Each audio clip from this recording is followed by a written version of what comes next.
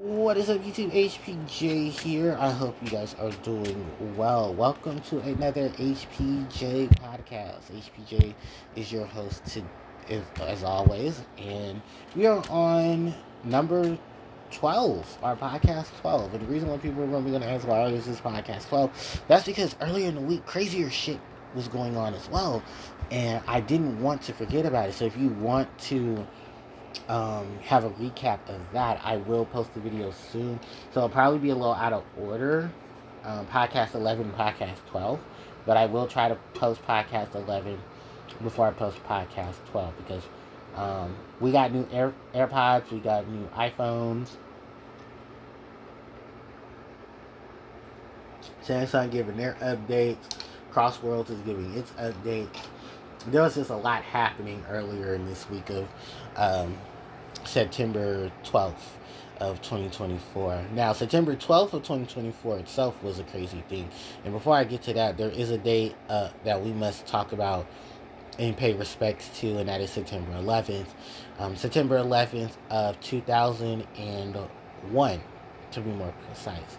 It has been over 20 years since the unfortunate attacks on the World Trade Center and the Pentagon here in the U.S., taking the lives of many, many, many of innocents that were affected by that day in New York City, where a unmarked plane was basically taken over by terrorists, crashed into our beloved World Trade Centers, and another plane crashed into the Pentagon. And I was very young when this happened. I was in 5th grade.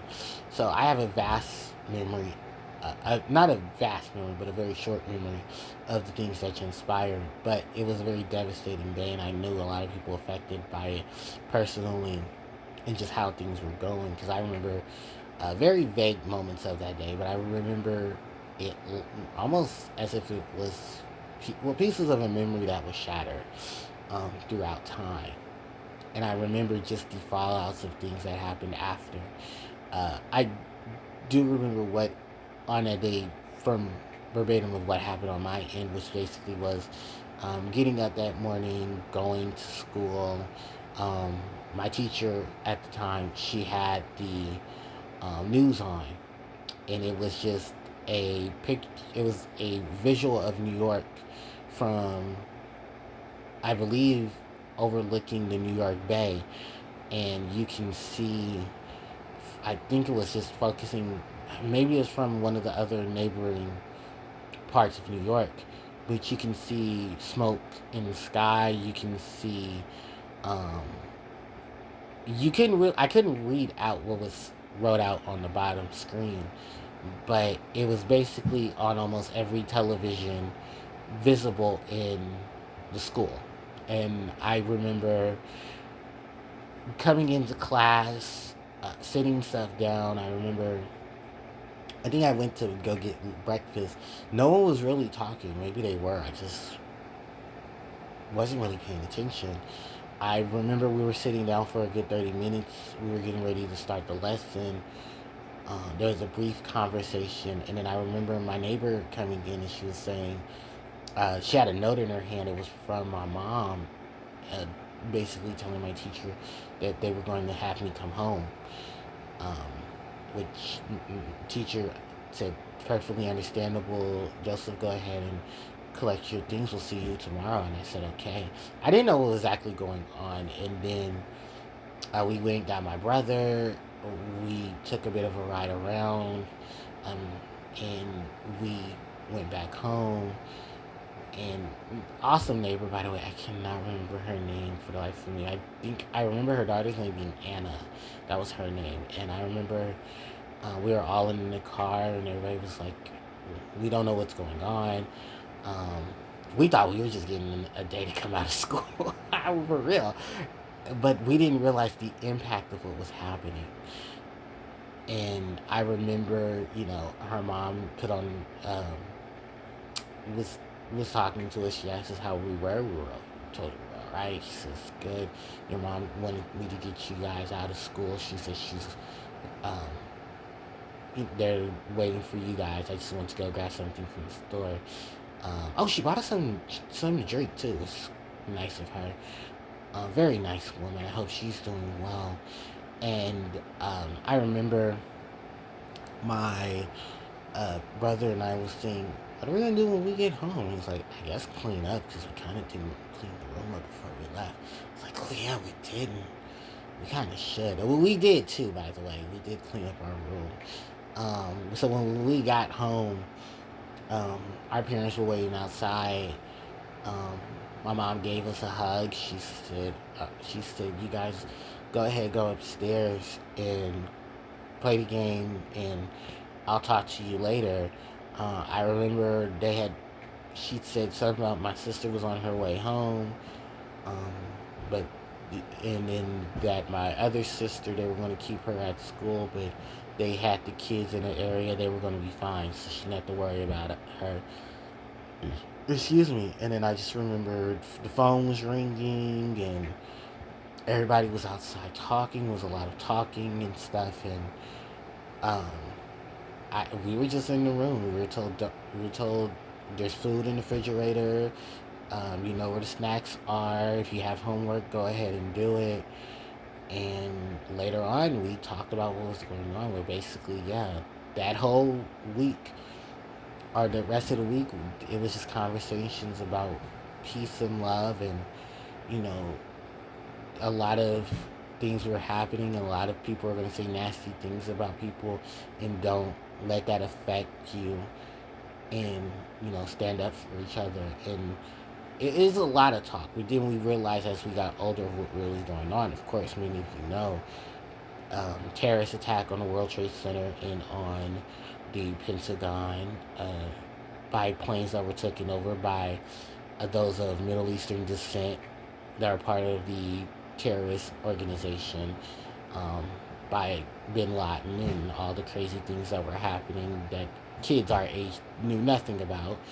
Then, after almost 8 years of presidency under Bush, um, within the first year of his presidency, Obama and Hillary and them tracked down a good portion of the organization, and did what they had to do, I'm sure. But it's the reality of how things were so sheltered for us, so we didn't have to know what was going on. And thank God, because our minds could not really grasp the negativity, the hatred, and everything. And I'm sure even children these days are trying to, navigate through it, and how toxic racism and hatred and all of that, definitely is panning through the world. So, as someone who was at the age of most of the children experiencing things right now, and for those who are parents and they're explaining these things, it's very difficult. But I want you to try to keep a positive smile, if not for yourself, for the children around you, and for the ones you love, because it's definitely needed in trying times. So, my condolences to those who lost many during the World Trade Center events and the Pentagon events, as well as the many of things that are going on now around the world, because in the last couple of weeks we've had a lot of crazy things going on. Gun violence and shootouts at schools and stuff. So it's a lot of crazy things. So I just want to keep positive for you guys, because as an entertainer, that's what I'm supposed to do. I'm supposed to entertain you guys and keep positive and jovial. But sometimes when we have a conversation like this, I do have to take in consideration of many of you, and many of you probably just want a retrieve from the madness. So hopefully my heart and me giving you guys a positive helps out with that situation and with what's going on, and maybe helps you break away. Now that I spent a good almost 10 minutes talking about that, let's go ahead and get into something of a lighter note. So, just a note at the 10-minute mark, if you would like to skip over what was being addressed, you more than likely can. I'll probably leave a thing in the description just to let you guys know about the time division as well. So, give it just a couple more seconds, because in the next good portion of this video, we're going to be talking about the Nintendo Direct and the outlines of things that happened in 5, 4, 3, 2. All right, so now it's time for Nintendo Direct conversation and give some positive to it. So, um, yeah, we had the Nintendo Direct on September 12th of 2025 with a long array of things to discuss. So first off, happy 40th birthday to the main man Mario and his brother Luigi, and the introduction of Bowser as well, and many of the Bowser enemies, because this is the introduction of Mario Brothers, or I should say Super Mario Brothers, because Mario Brothers was the arcade game that introduced the Mario franchise, just minus Bowser and Princess Peach, because it was an arcade game that was like 8-bit, and it had like, you had two-player and stuff, and you guys basically went around collecting points and everything and all that. And there was, of course, a modern variation that was redone for the Game Boy Advance, but never brung onto any of the major systems until NSO did with the GBA ports of the Mario games that were ported with their All-Stars versions. Except for Yoshi's Island and Mario World, they just had their Game Boy Advance upgrades from when they were released on the Game Boy Advance. And all the games also included the Mario Brothers redo that was out for the early 2000s. So, yeah, there was a lot of stuff Miyamoto talked about during this presentation. And we got a lot of things announced and a lot of things also told. So there's a lot of stuff to talk about today when it comes to this. So the first thing to talk about, of course, is yes, Mario will be receiving a new movie. It's called a Mario Galaxy movie. It's Mario Movie 2, and it's set to release next year. And it's going to have a good majority of the cast coming back. So all the voices from Chris Pratt, Jack Black, Anna Joe, Charlie Day, they'll all be there for this Mario movie. And then in addition to that, we all suspect that Rosalina will be included, of course, because it's Galaxy. But the biggest thing is Galaxy 2 will be coming to Switch and Switch 2 this year. Actually, in a few weeks, because it's going to be releasing October 2nd of 2025.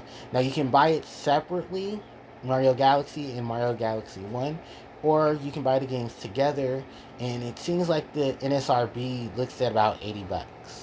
But you can buy the games individually for $40. I think that's a little expensive to buy a game they've already re-released 5 years ago and then cut the limited. But it seems from what people have been seeing online, there isn't going to be any limitations on the game. The game is going to be flat out a major release for itself. And they're going to basically give you the opportunity to play both games at once in dual pack, or you can play the games individually. I personally am going to say I will be buying the games individually. I will not be spending $80 to buy a game that I already own as part of another collection and then go buy another game attached to it. No, I'm just going to buy Mario Galaxy 2 and say, yeah, I own Mario Galaxy 2. Because there's no point in me buying Mario Galaxy 1 where I already own it digitally off of the system itself. So, in conjunctions to that, because of course, why not?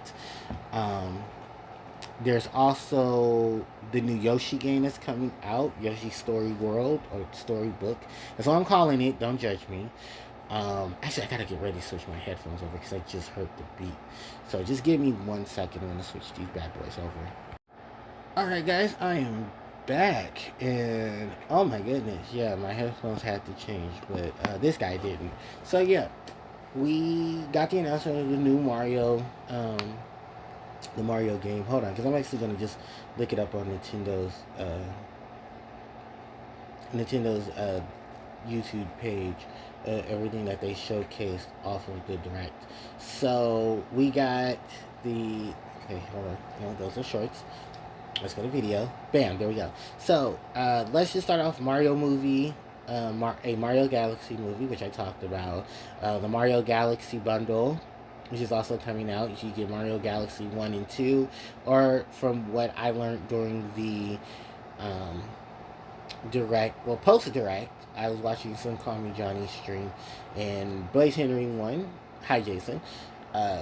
talked about that he looked it up. He said that both games are going to be sold separately for an MSB of $40. Mario Galaxy 2 is the one he looked up specifically, where it was noted that it's going to be $40 separately if you want to buy the games separate, but they're still going to be $80. It's like, really, $80 for games that honestly shouldn't be worth $40. I feel like these two should be like worth $30, considering one was just released 5 years ago on a collection that you limited. And then from what it looks like, these games won't be limited in their dual pack release, but will have a physical release in addition to their digital release. But it will be only for a period of time in terms of their physical release, which that is already stupid enough as it is. It's no different from what we've already had to deal with before. So from that situation there, they did. There was, of course, more Mario game music. I mean, more Mario games included. So let's see. Hold on. Besides okay, because I'm trying to make sure I have everything here together. Okay, Mario Tennis Fever will be coming out. That is the new tennis sports Mario game that will be released. This game has a story mode, which will include the baby versions of Mario, Peach, Daisy, Luigi, Waluigi, and Wario, all having baby forms, and they basically need to train themselves to be tennis players to regain their ability to become adults again. But they look really adorable. It reminds me of when it happened with Yoshi's Island. I think it was Yoshi's Island DS or Yoshi's New Island, where they got hit by a weird magical spell and became babies. And then you had to travel around with the Yoshis, and the different babies gave you different powers to basically traverse through the island and fight whatever big bad it was to get their powers back. In addition to that, there are going to be another Mario game, Yoshi and the Mysterious Book, a telling of Yoshi and the other Yoshis having to find a mysterious book that needs its help. The pages have now disappeared, and it's up to Yoshi and friends to help fill those pages by doing various tasks and stuff within the chapters of this strange and mysterious book to help get this book's pages together. So not telling who the new big bad is, but it looks very adorable. And Yoshi games have always had that je ne sais quoi of being adorable. Just some of them are a lot of hit and misses. I think the biggest hit in terms of a Yoshi's S game, besides Yoshi's Island, Yoshi's Story, Yoshi's New Island was okay, but I heard the 3DS variation of Yoshi's Island made everyone's ears hurt. And then Yoshi's Woolly World was actually really cool. I unfortunately never got to play Yoshi's Woolly World, but I heard it was actually really good enough that when the Nintendo version of Lost World for the Switch, for Sonic Lost World came out, there was DLC that included Yoshi's Woolly World as DLC. So you got to even not only see the Yoshis, but you got to hang out in, I believe was a variation of one of the Yoshi worlds. And I believe Yoshi's Woolly World was also the inspiration for Kirby's Woolly World as well. Because Kirby and Yoshi share almost close resemblance, which means, yes, Yoshi and Mario share close resemblance. And it kind of fits into that whole Smash Brothers multiverse that everyone's hoping for in the future. So, yeah, fingers crossed if all the organizations want to actually do that. Let's just go over a quick brief of all the other games that were released. So there's going to be big waves of Mario games that will also be released for the Switch. We are looking at the imports of all the Mario games that are currently now on the Switch. So Paper Mario, Thousand Year Door, Switch edition. So these are all the Switch 2 editions. But it's Mario World Wonder, Super Mario Brothers Wonder, the Paper Mario game, Bowser's Inside Story, all of those. All the games that are titled under it, you can see the video for yourself. They're coming. Then we got Storm Lancers, Dinoku, Pocket.com, Tamagotchi Life, Mortal Kombat Legacy, Final Fantasy Remake Trilogy, the announcement of the two Air Rider amiibo, one for Waddle Dee and the other. Oh no, it's Bandana D with Spear, and then Kirby, and then you can switch the two over between the two. I do apologize because it seems like my neighbors wanted to start playing their music, which means now I have to play mine so that I can drown out theirs. So, in addition to that, we did, the Virtual Boy.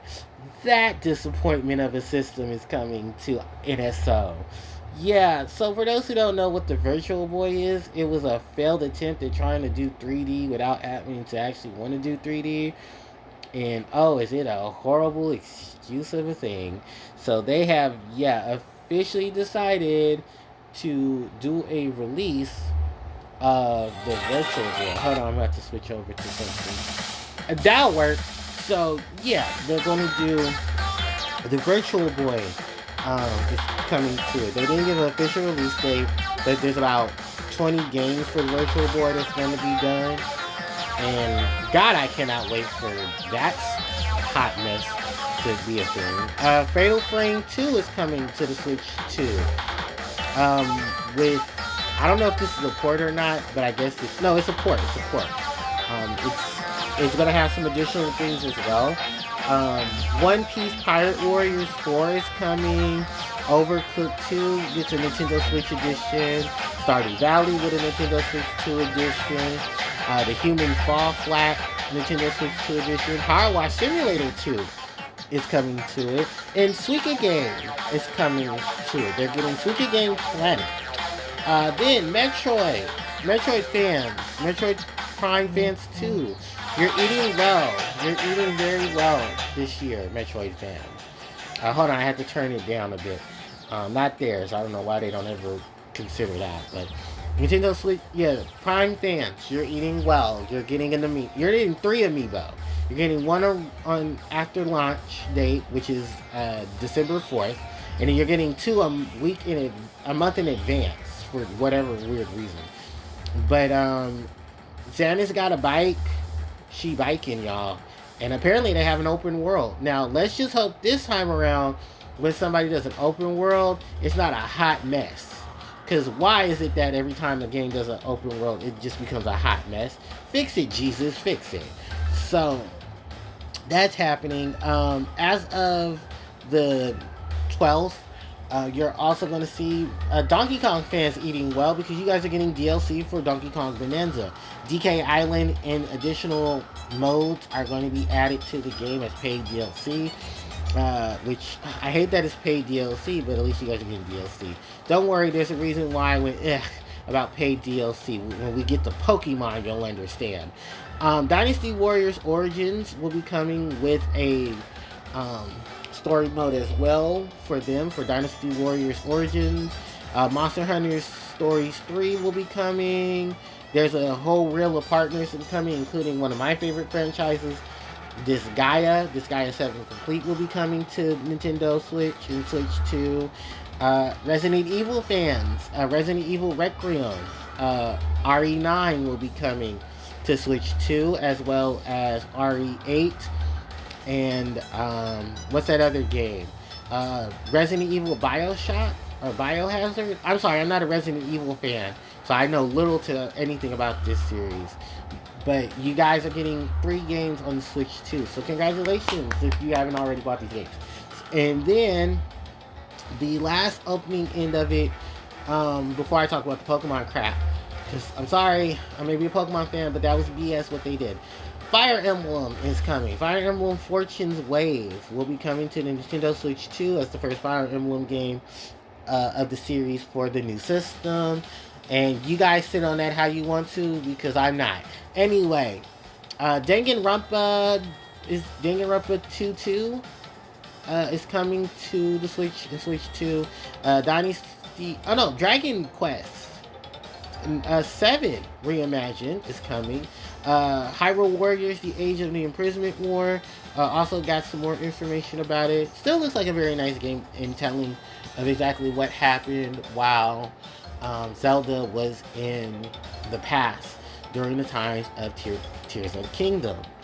And that is as much as they gave us It was like 2 minutes and 5 seconds of just showing the stuff we kind of already seen. I'm sure there's going to be a DLC pack and some passes because they're probably going to find a way to include links, which I believe they've already said that there's going to be a link included. If not, there probably will be. But there's not much information I can say. I'm only just pandering on what I can presume will happen later on. Outside of that, there is really not anything else that I wanted to say much about the Nintendo Direct because the main focus then became all the Pokemon stuff that came. So, in addition to the other 4 farm sims that are coming out on the Switch 2, Pokemon Pokapia is coming. It's basically a game that tells us it's very Minecraft looking. Like, it didn't even try to hide itself. But apparently, according to Pokemon Pokapia, you start off as a Ditto who seems to have been lost from its trainer, and that it's basically able to transform into what its trainer looked like. So I don't imagine what she actually looked like.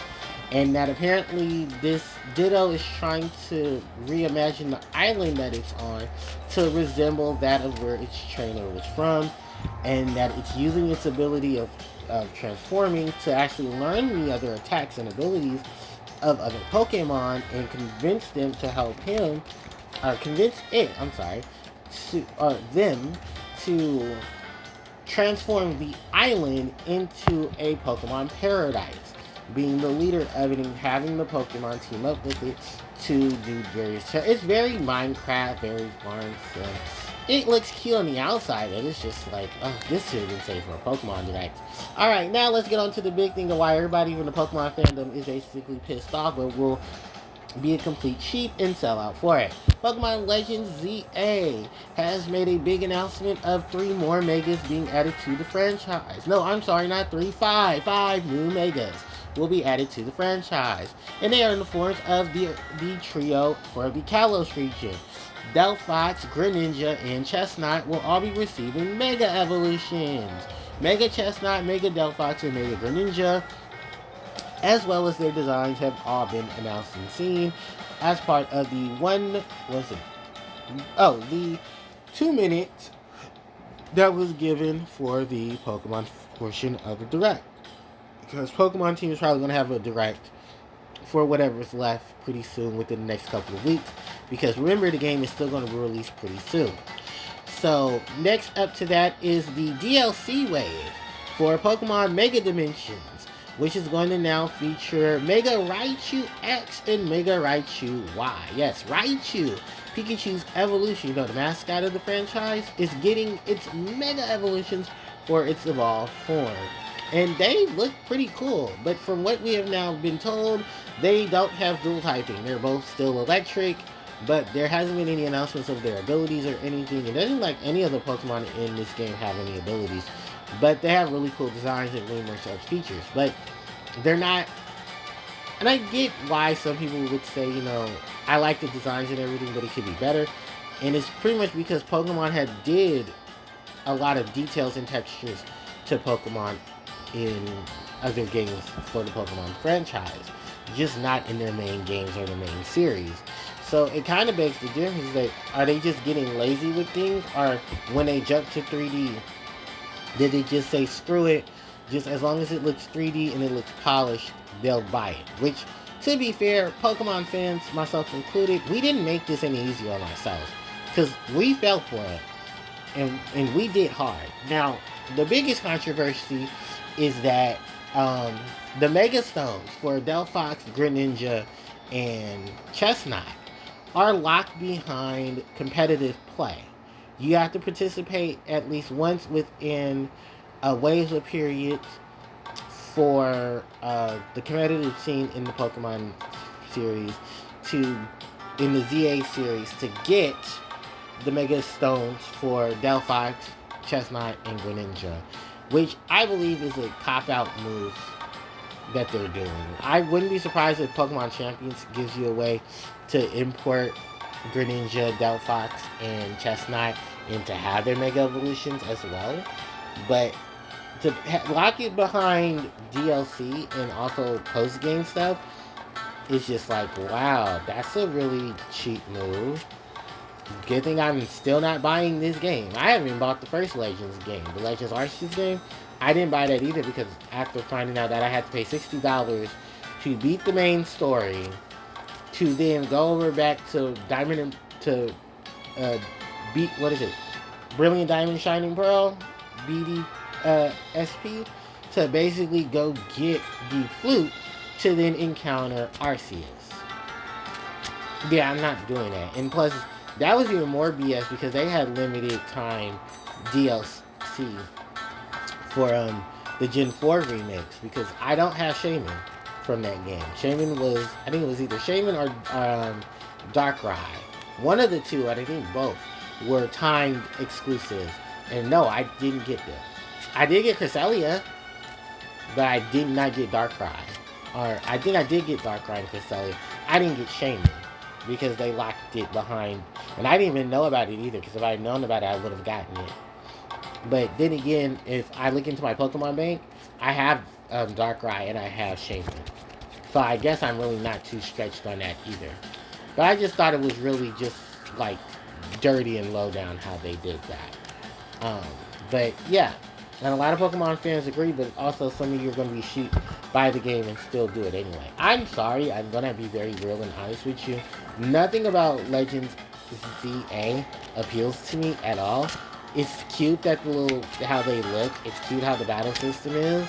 But after how Scarlet and Violet was, it's like these Pokemon who are in this game should have been included in the roster for that game to make the transition easier. Because there are a lot of Pokemon who were not included in Gen 9 being included in ZA. And I hate that Pokemon Company found lazy excuses to say we can produce the models and stuff when you've been producing these models since Generation 6. Then upscaled them for Gen 7 and then copped out for 8 and 9. Because you just didn't want the team to focus on it. Well, I mean, it wasn't like the team was doing much anyway, because remember, there were still issues for Generation 9 with all the bugs and stuff you guys were supposed to patch out for the first day patch, but you didn't. So, and you waited a whole couple of months. I mean, you're just as bad as Sonic Team with how they patch up Sonic games in the modern area. How's Sonic Colors Ultimate going, everybody? Because I heard 3 months later there was a DLC update, and then that was still garbage. And don't let me get you started on on Sonic Origins Collection, because that is just a hot mess in its own, and I am so happy I never bought that. And if I did, I'm sorry to tell you, I'm hacking that game. Like, I'm going to Sonic Game Central and getting the fan hacks to hack that game so that it's less sucky. Because I'm sorry, I'm not paying you about, what, $40-$50 for another collection game of Sonic classic games that should have just been out before because you're too cheap to pay the Michael Jackson estate for all the money that you guys probably could have just paid out for the Sonic 3 music, and instead had Jun Sano get into the studio 3 weeks before the game's official release to make updates for the prototype versions, because you guys were, yet again, still too cheap to figure out how you're going to implement the music situation. This is why I did not buy the game, and I'm so glad I still have my classic collection for the DS in my Sonic Mega Collection. And, well, I don't have Gem Collection anymore, unfortunately. But at least I have enough collections to know that I'm glad I spent the money the way I did. And I don't know if the games are blacklisted, but I did buy Sonic 1, 2, and 3 and Knuckles on Steam before they were blacklisted, if they're even blacklisted. I don't know, I haven't been on Steam in a while, except for like one time to update my computer, which my computer probably needed for an update. So then after that, really just more so me throwing shade to both Sonic Team and Pokemon. There really isn't much there. So I did very honest with you, it was a very mid-direct for me. There wasn't anything I was like, yay, this is coming. Or, oh my goodness, I can't believe this is happening, I'm so excited. Except for like the 3 Megas that should have been there from the jump. Raichu's only getting the Mega because that would look very weird to give Pikachu a mid-stage evolution of Mega. But this is Pokemon. They'll do anything for their mascot. So I guess they said, well, let's just give its evolution Omega Strong, because then we don't have to worry about Ash anymore. Because why? Remember, guys, Ash is no longer the main protagonist in the series. They're focusing on Gen 9 by giving what his name, Ryo, the Mega Lucario, shiny Mega Lucario at that. That we didn't just watch Ash get a whole Mega Evolution of a Lucario for after how many years people scream Ash needs a Lucario? Yeah, alright. So anyway, that was Nintendo's Direct. 6 out of 10 is my final verdict. Don't at me, because I don't care. The Nintendo Direct was a Nintendo Direct, and even then Mario was just done dirty. Because wow, for 30th anniversary, you guys really just did not give him a new game.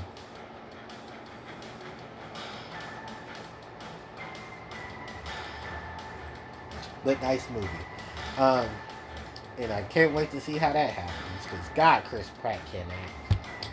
I mean, Star-Lord maybe, but sorry, political views say otherwise. And Jack Black, you're no different from that either, because we know what you've done. So, outside of that, was there any other things? Yes, let's talk about Yu-Gi-Oh! And the Forbidden Limited List stuff that's going on. Because actually, I'm actually currently waiting on the information from the Yu-Gi-Oh! Um, Forbidden Limited List stuff for the what was it? Oh, the Yu-Gi-Oh's Forbidden Limited List that is supposed to be coming out for Rush Duel. That's going to be a thing, but we haven't heard any information yet on that. We just know that it's supposed to be out before, was it September 15th? So we're probably going to hear about it soon. And this list will, of course, probably most likely update for October 1st. In addition to that, in the next week, we will then also learn about the Forbidden Limited List for Yu-Gi-Oh! OCG, as they just made their announcement that the OCG's Forbidden Limited List will be updated for October 1st. So I definitely can't wait to see how that's going to be happening. Because, wow, that's a lot of updating for the Yu-Gi-Oh! Franchise. I mean, because let's be real, when, a lot of people have to understand that a lot of people do not like the whole situation that's going on with the Yu-Gi-Oh! Franchise, especially with how Worlds was handled. Again, I hope you guys are enjoying your Switch 2s and your new air fryers. How the ban list itself, I'm gonna be very honest with you, I don't care about this ban list either, because you didn't give me what I wanted. I just wanted the bird off the goddamn ban list, but the bird's too powerful even with everything else gone. So they're not going to focus on that. And then, still again, OCG ban list still doing better. And I really just, Rush Duel, when I see it, I want to see how they're going to change the Rush Duel setup, because Harpie took a major hit in Rush Duel.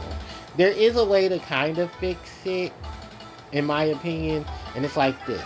If you keep Harpie Lady 123 limited, bring back Harpie Lady 1, you might have a chance, but I feel like this. The issue for me was just Harpie Lady 123. I think she was the bigger threat. And then maybe you can just bring back the other Harpie Ladies. If not, it's just because it's so weird. Harpie Lady 3 is a main staple in the deck. And it's not like she's a bad card. She is kind of a bad card. It's just, let's be real, we only use her for the fact that she's Harpie Lady. Outside of that, because anyone actually use Harpie Lady 3's effect in Rush Duel to stop a monster from attacking that's level 8 or lower for 2 turns. Really? No, you're using her ability to treat herself as Harpie Lady by sending the top card of your deck to the graveyard, and then using her for a contact fusion to summon the other Harpie monsters from your deck. Because yes, we all are doing it, don't lie. So then from there, let's also talk about some other things in addition to that. We have really not much in terms of what I'm looking at. Yeah, it's just the Yu-Gi-Oh stuff, the stuff going on from the Pokemon lineups and stuff like that. And yeah, that's just pretty much about it. Like I said, I don't really know much more. I don't. Sorry, not sorry. It's just how things have gotten, guys. So, is there any other additional things that I want to talk about for? Um,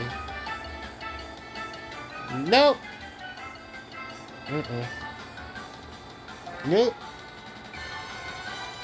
Mm-mm. Nope. Nope. Mm-mm. Nope. That's it. Yeah, alright, that's pretty, yeah, that's it. Holy shit, I just looked at the long list.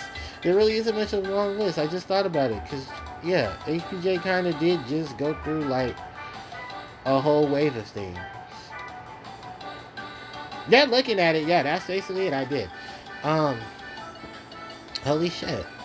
Like, that's, alright, yeah. I'm sorry, guys. I really thought I was gonna have more of a perspective on things, but considering what I talked about earlier in here and what I'm looking at now, there really isn't much. I've already just went ahead and said everything. So, uh, yeah, that is it. Holy crap! I thought I'd have more. Um, no, because everything else I talked about in the 11 podcast earlier this. Oh no! Wait! There is. Hold on, I'm so sorry. I forgot about one other birthday this month. That's very important. Well, actually, a couple of birthdays this month. Holy crap! Um, Celebrating my birthday the same day as Mario is. I'm so sorry for this franchise because this is a franchise near and dear to my heart too. I guess I forgot about it because there really hasn't been much updates on things on their end. And that is Scooby-Doo turns 56 this year. The beloved franchise of the adorable dog and his four friends and the fourth friend group of Mystery Incorporated started today as the first episode of Scooby-Doo Where Are You? A Night with a Fright um, was it a Night for a Fright? Is the Black Knight Ghost basically. Um, for the Scooby-Doo Where Are You series was first aired on NBC um, on September. Jesus Christ, I'm not doing the math. But yeah, back in 1969 was the official release of the Scooby-Doo franchise. There we go. So in 4 more years, which is going to be the 60th anniversary of Scooby-Doo, there's a long wave of actors and actresses who have definitely kept the Scooby-Doo franchise around, including Frank Walker, who is the current voice of Scooby-Doo, and Fred Jones. He's originally the first voice of Fred Jones, the blonde, muscular jock of the group, who loved to just lay down a good trap every once in a while. Who then later on, after the death of the original VA for Scooby-Doo, then came in to be the VA of Scooby-Doo himself.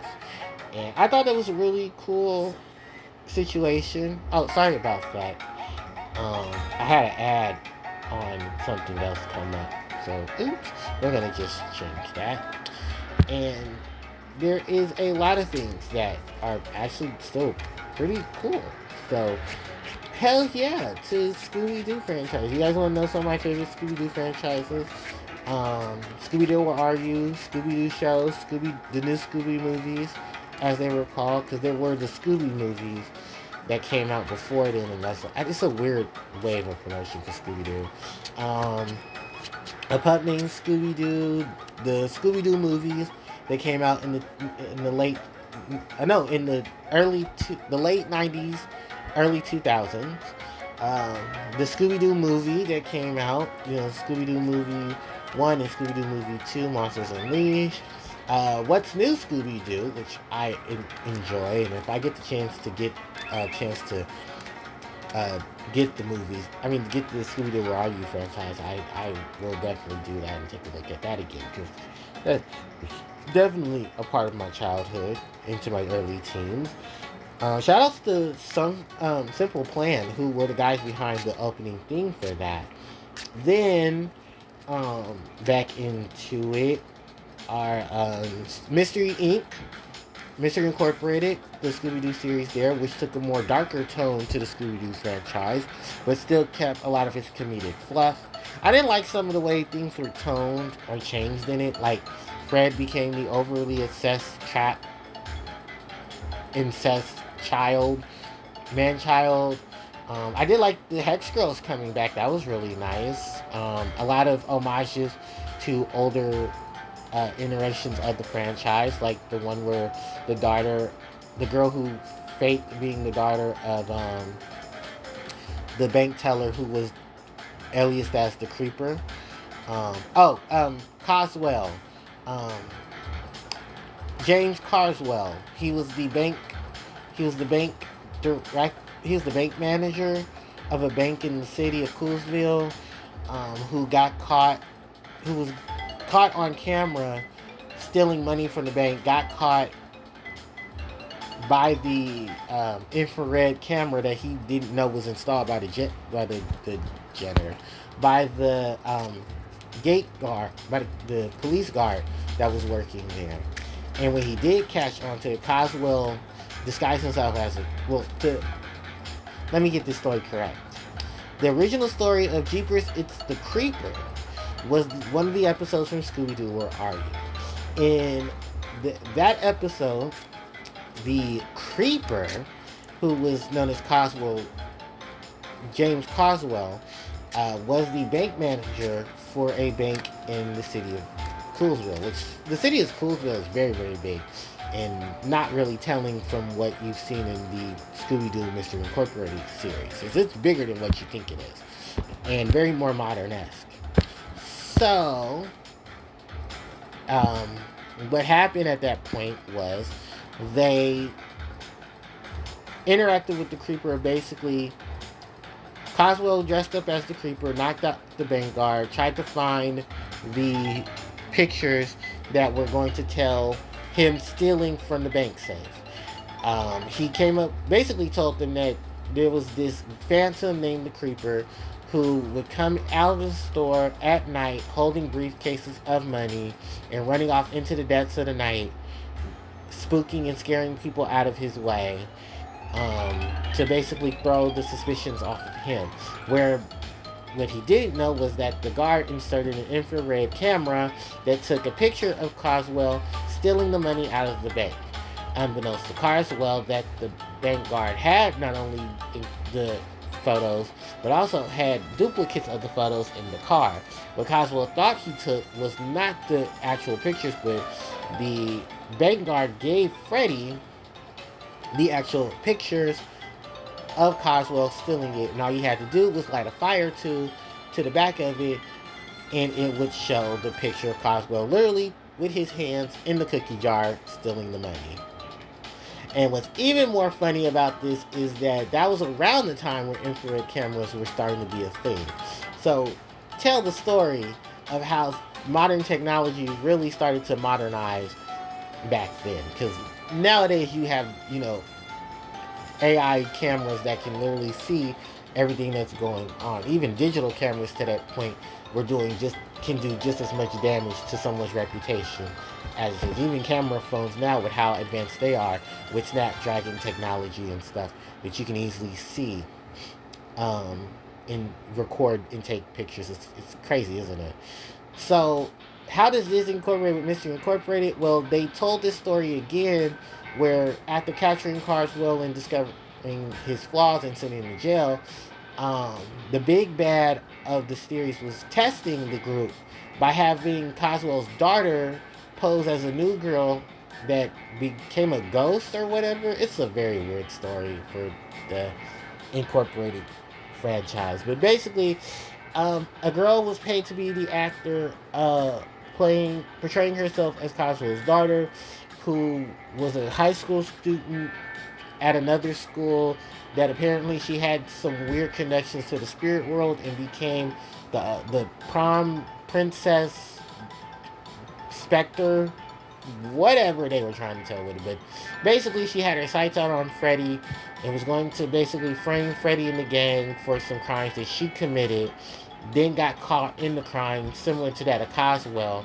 when they found out she was Caswell's daughter by the fake evidence that was planted, basically turned into really good evidence to the point she got arrested. But then she was later on freed from her encampment and was charged with basically just small things, to where she later on, became not really just a minor thought, but not in that terms, but a minor thought of things going on. So they ended up happening to just write out the story entirely as the main big bad of the series is just trying to test you to see if you guys were capable of handling situations like that, where even those in your past can come into your future and try to mess things up for you. Which I thought was also a really good callback to things as well. It's like, they only picked it up like maybe a few times in like the Scooby Doo and Scrappy show, where like older villains came back disguised as new people or like families of them, and wrecking the life of the Scooby Doo franchise. I mean, the Mystery Inc. crew. But yeah, it happened. Very much in a lineup of things, but shout outs to them because that happened. But yeah, I like the series just because it was very much, yeah, it was very much so cool, and I was happy to see that series pan itself out. There was a couple of other things that happened in the Scooby-Doo franchise. I didn't watch the new Scooby movie that came out that replaced the old VAs for new ones, including, I think it was Zac Efron playing as Freddy. And I heard it wasn't bad, but it wasn't good. And the only one that ever got to keep his exact role, because franchise, was Freddy, not Freddy, Frank Welker, who became our boy Scooby. But other than that, I mean, besides how much they killed the franchise off on their own, because of course Warner Brothers, I did get to see the Scooby-Doo and Courage crossover, which was really amazing, and it was probably one of my favorite points as well, where I got to see Courage and Scooby crossover. And why did it take so long? Please, somebody explain to me why it took so long. Like Cartoon Network, Warner Brothers, do better. Anyway, there a lot of movies, a lot of things, and just learning about a lot of the stuff that was going on in the background, which then made a lot of things in the future a lot better. So shout outs to the franchise of the Scooby-Doo series and those who are big fans like myself of Scooby-Doo. So much happened, so much love for the Scooby-Doo series. Cannot wait. In addition to that, let's keep going from there. Pokemon games that came out this month in the Pokemon series itself in the US. I believe, was it September? I think it's September 16th, between the 15th, the 16th, and 17th is when the first episode of the Pokemon series was aired on televisions for the US audience, making it our 27th or 28th anniversary. No, one of those. It's the anniversary of Pokemon for us out here in the US, and of course it's a big deal for us because we love Pokemon. Pokemon Red and Blue has their anniversary. Pokemon Yellow is celebrating its anniversary, I believe, tomorrow, for US audiences, because that game is now over 25 years old. Gold and Silver, Pokemon Platinum celebrated theirs today, actually, at the time of this recording. So September 14th is the release of the Japanese version of Pokemon Platinum, which is the third iteration of the Gen 4 series for the Sinnoh region, telling the stories of Giratina and the changes that needed to happen for Pokemon Platinum and Diamond and Pearl. Then there was the Gen 4 remakes that were released in as well for the US audiences. Shout outs to Heart Gold, Soul Silver. And then the end of the month will be the Japanese release of Pokemon Yellow. which takes a look at the series with the changes for the Pokemon Yellow game, which did its changes there. So yeah, that's a lot to really look forward to. I'll probably have more videos. I'll have another podcast, of course, next week to talk more about that. That'll be podcast number 13. And yeah, there's a lot going on. Yeah, there is. I'm sorry. It's just because there's so much happening at once, so I had to break up the videos into multiples. And then not only that, but finally recovering from COVID because unfortunately, you guys, yeah, I did catch COVID-19, um, which I still am very much questioning that. But my recovery was really fast as well. I did get a COVID shot just to let everyone know I've had a COVID shot since 2021. No, 2022 is when I got my first COVID shot. So I was able to definitely, you know, uh, have some waves against the COVID vaccine. But for literally over 3 years, well, 5 years since COVID started, where COVID was spreading, and the initial spread of COVID-19, and which is funny because it actually should be 6, but the 5 to 6 years now of the COVID-19 virus, the whole world shut down, things going on behind it, and then everything else transpiring. I never expected that I would, having to deal with it, but I did. And it's not easy. I'm still in recovery, but I'm at least able to be around people, go outside, and still embrace that. So yeah, just happy, so happy about that. Um, where yeah, I got to experience it. It's just great. If there's any more things that I will have to talk about, yeah, I will. I'll definitely set up, um, a lot more stuff for you guys that will include some more things. I will keep you guys updated on the Yu-Gi-Oh! OCG and Rush Duel Forbidden Limited list because, duh, I will. And with that in tow, I really don't think there's much else for me to talk about or to really express or say. I do just want to say thank you guys much for your support because there is definitely still a lot going on that I have to still manage and deal with. I will try to upload this video, and just to let you guys know, while the opening part of the video is gonna have its artwork, I'm getting lazier with editing and just saying fuck it. Just let the video continue to play out without the picture, but I'll at least keep the image. The image will still stay up as part of the full video because HPJ gets tired. I don't have an editor, and I don't feel like editing videos sometimes. So I'm just happy that they just get posted and that you guys at least watch them. So thank you guys so much for watching this podcast. I hope you guys enjoy podcast 12. Podcast 11 will be out on either September 19th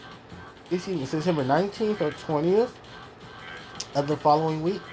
And I'll keep you guys posted on things going on from there. So thank you guys so much for watching. I really do appreciate it. And I hope the podcast coming back are helping you guys as well. Don't forget to like, comment, share, and subscribe to the channel as it helps out tremendously. Hit the notification bell to be informed of when I upload more of my content. Socials are in the description box below. And with all things said, I love you guys. HPJ is signing out. Take care.